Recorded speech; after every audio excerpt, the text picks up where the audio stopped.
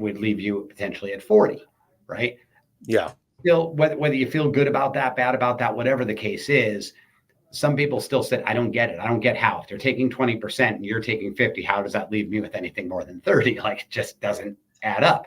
Well, again, order of operations come into play here, and that's where it is. But even sitting down and explaining that is a moment of tension in that. Now, look, I've got team members that join my team without ever even talking about splits. When I talk to them about what they're trying to accomplish in their business, because I really focus on them more than here, the team has this and this and this and this, as you know, as our good friend John Cheplack calls it, the feature dump, right? I'm not here to feature dump on you. I'm not here to tell you everything I have. I'm here to talk to you about you, what you're trying to accomplish, and see if that's a goal that we could align on, right? When I went to my trainer, he could tell me about all the apps he has and how many credentials he has and how many fitness competitions he won. But I don't really care. What I want to know is, can you get me to the body fat percentage I'm looking for, in the fitness and physique that I'm looking for, and to the health level that I'm looking for? So it's really about me. I'm the star of the show here. I want you to, be the guide, right? I want you to be Yoda. I want to be Luke Skywalker. So in all of that, there's that whole explanation of those commissions if that comes up. Right. Which it does a lot, even though I'd like to say that, that some people just join the team without even talking about that. Most do ask at some point.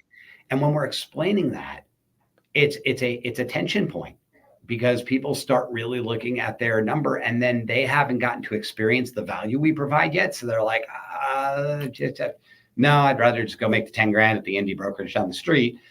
Yep. However, now with LPT, the reason that I look at that whole cap situation as such an advantage instead of that disadvantage that, you said it could look like on the surface, is when I'm sitting down with an agent to explain it, I explain the team splits, and then I explain that there's a $695 fee. I let them know that depending on how high your production gets, it could get to $195, but I don't even really talk that much about their cap, because it just convolutes it. So I'd say it's $695, but on a 50-50, I take care of 50% of that. You take care of 50% of that. So it's $347.50 to you. So I go, it doesn't matter what transaction you do. If you do $1 million house and there's a, let's say, a $5,000 commission on it. And so it's 12.5, $347.50 comes out of your side. There's no percentages. There's no nothing. And they go, okay, so I basically have 50%. Yeah, you do. Right. And I go, and here's even better news. If at any time you're at a point where you feel like your value is better served going independent, or maybe you want to grow your own team, on the independent route, you could take that with you, and it all stays the same. Nothing changes. So then the idea of the transition, even to the broker, to my team, but to the brokerage, they're not looking at like, oh, if this doesn't work out in 3 months, I've got to switch brokerages again.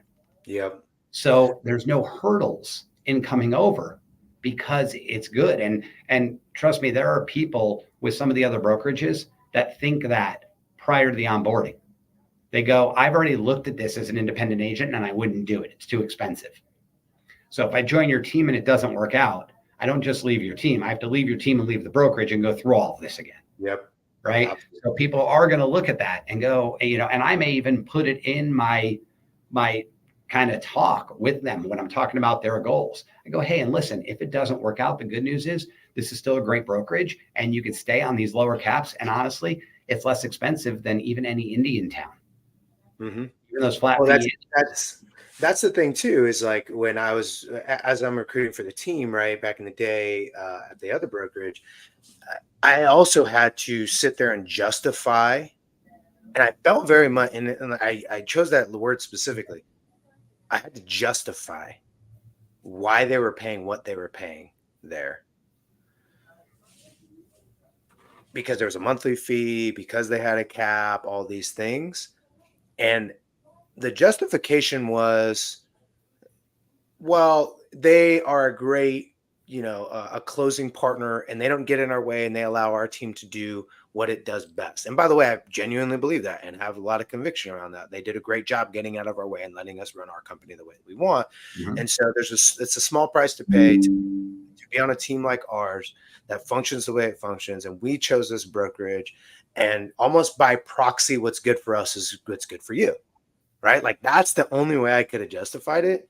Yeah. LPT, it's way different. It's like, hey, listen, if you leave, like you're gonna have some amazing tools still, right? That it's easy. Like you're gonna have this, you're gonna have that, blah, blah, blah, all the marketing materials, all that. And then, by the way, your cap isn't gonna double, triple, quadruple overnight if and when you leave.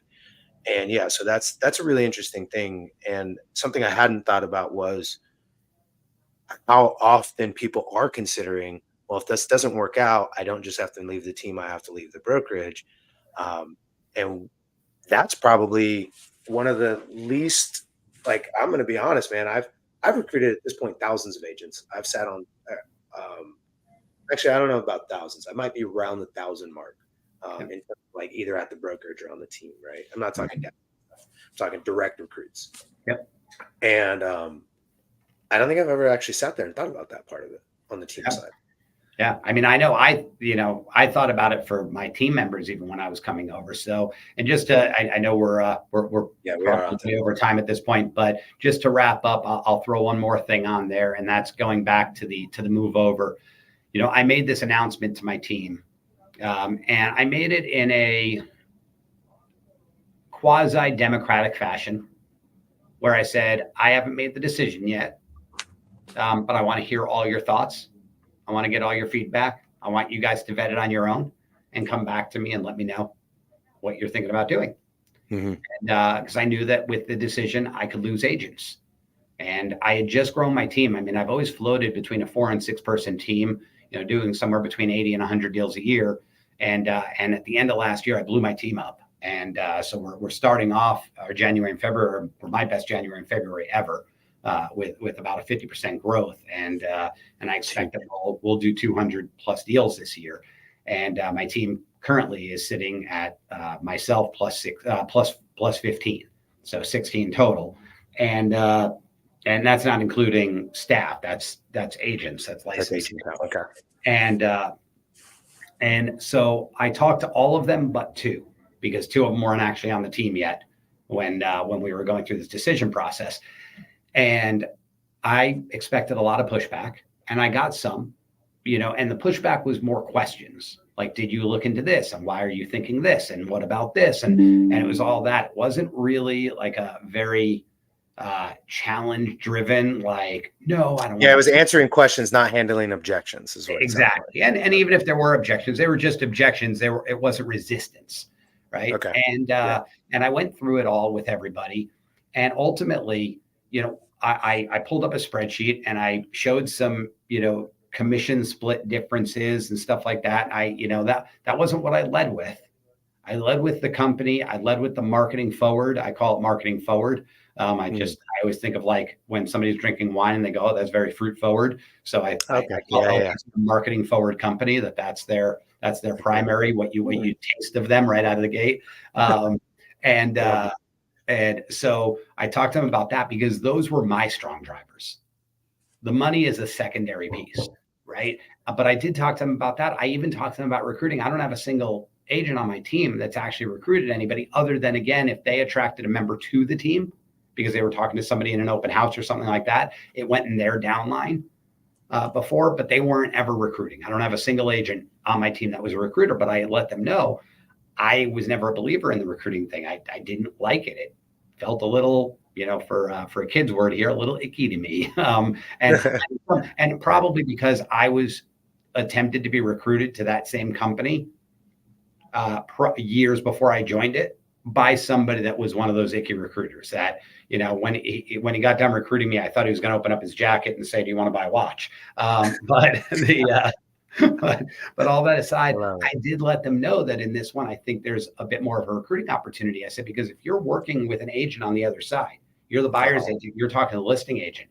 It's a really easy thing to say, hey, why are you over at XYZ brokerage? Oh, okay, that's great. Have you ever heard, they're new to the state. Have you ever heard of LPT? Here's why we chose them. And it's a really easy conversation because it's not about recruiting. It's about educating. Right? When I'm talking about my friend that I said I wouldn't bring over to the prior company, to me, yes, I'm absolutely talking to him and saying, hey, this one may make sense for you.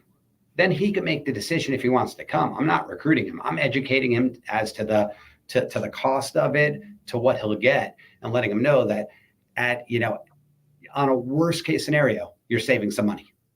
On a best case scenario, you're saving some money and going to be able to use some marketing tools and some other benefits that your current brokerage doesn't give you. So to sum it up, all my team members ended up excited about it. Nice. And I was surprised because some of my team members, by the way, weren't even in my downline. They were already with the company and then got introduced to my team because they weren't, they weren't getting everything out of being an independent that they wanted to. So I thought that they had, some loyalty to their upline, or no, that's a bad way to say it. It's not that I thought. They do have loyalty to their upline, but I thought that there was going to be a tie-in and a little anxiety and tension around the fact that they had somebody else in their upline. And I let them know, hey, it's okay if you don't see this as the right fit for you. I hate to lose you, but it's okay. Don't feel bad, if you have to tell me something you don't want to tell me. And ultimately, I got 100%. Yeah. 100% came over with me.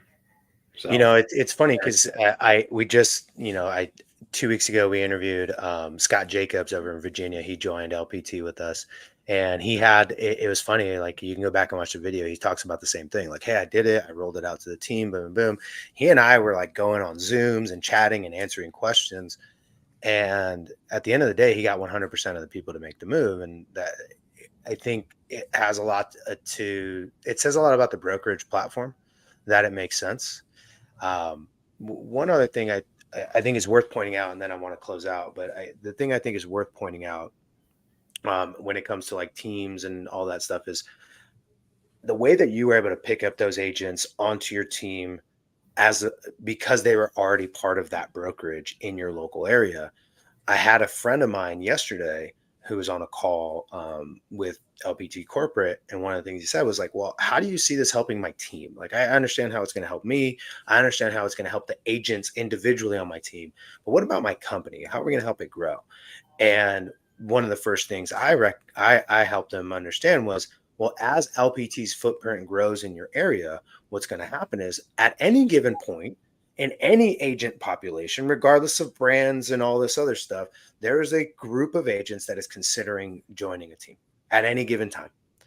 And so the natural byproduct of LPT growing as fast as it's growing and becoming as big as it's getting in the metros where we're opening, the natural byproduct is there's a certain group of agents that go, okay, I'm considering joining a team. I happen to be at LPT today, and now I'm happen to be considering joining a team. Well, who are they going to go to? They're going to go to LPT teams naturally. Yep. And so it's funny that you say that too, because I had that question yesterday. I was like, I experienced that at my previous brokerage because we had a large footprint in my area. And I would get people I've never met. They weren't part of our downline, but they were part of the brokerage. They see us on stages. They see us promoting it. They see our signs everywhere. And so the natural thing was like, hey, are you guys hiring? And we got maybe 3 or 4 a month inquiries. We didn't hire all of them, right? Whether they were the right fit or not. But we got 3 or 4 just organic inquiries every single month, like clockwork, of people just saying, hey, are you hiring? I'm already at your brokerage. Are you hiring? So that's really interesting. Alex, if somebody's watching this, they want to learn more, they want to get in touch with you, learn how they can just pick your brain on something that you said, or learn more about partnering with you at LPT. I dropped one thing here, alexrivlin.lpt.com. You can go there and submit some information. But is there anywhere else they can learn more about you or find out more or even get in touch with you? Yeah, I'd say probably easiest way is social media. Just find me, Alex Rivlin. I show up pretty much everywhere, Facebook, Instagram. So you can hit me up through Messenger, just send me a DM. You can always email me, alex@therivlingroup.com. And then I do have a page that's for agents. There's no pitch of anything. It's brokerage agnostic. And it's anywhere from 2-minute to 10-minute videos on things that my team maybe came to me with, or somebody else came to me with in a struggle. And I decided, hey, this is something that other people I know struggle with. Here's how I would handle it, and do a lot of coaching style videos at Agent Playbook. So that's a Facebook page, Agent Playbook. So feel free to jump in there as well. And we might be converting that over to over to an actual group for more interaction. But that page will still exist. It'll just, Is it the new stuff will migrate over. Is it the agent's playbook and it has a little notepad on it? Yep. Okay, That's it. I'm gonna put that here in the bottom of the stream while I thank you, just so people can like copy that link and see exactly what that is. Let me do this. Boom. Bam. You can check out Agent Playbook by checking out that link right there that's on the bottom of your screen. So Alex, thanks so much, man. I appreciate it. I know that we're going to be doing really big things. This is just the beginning. I'm super excited also because, I know one of your big commitments, and I'm going to put it out there for you, but I know this is your thing, is one of your big commitments is just contributing to the LPT community, right? In the real estate CEOs group and in the masterminds and using the agent playbook to just help agents grow and repeat a lot of the success that you've had. So I'm grateful for you, brother. I'll let you get back to the rest of your day. If you do have any questions, if you're watching this, message Alex, find him on Instagram, find him on LinkedIn, find him on Facebook, or just go ahead and reach out to him at alex@therivlingroup.com. See ya. Okay. Awesome. Thanks, Later on.